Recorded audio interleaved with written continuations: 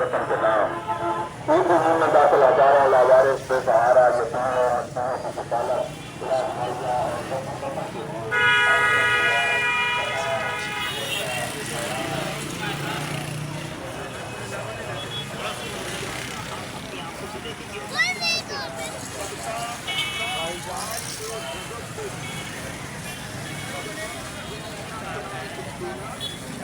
मौत को दफा करता है।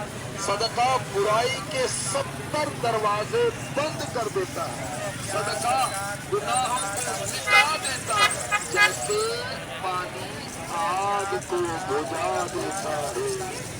मुसलमान का सदका उसकी एज को, उसकी उम्र को बढ़ाता है। सदका बुरी मौत को रोकता है।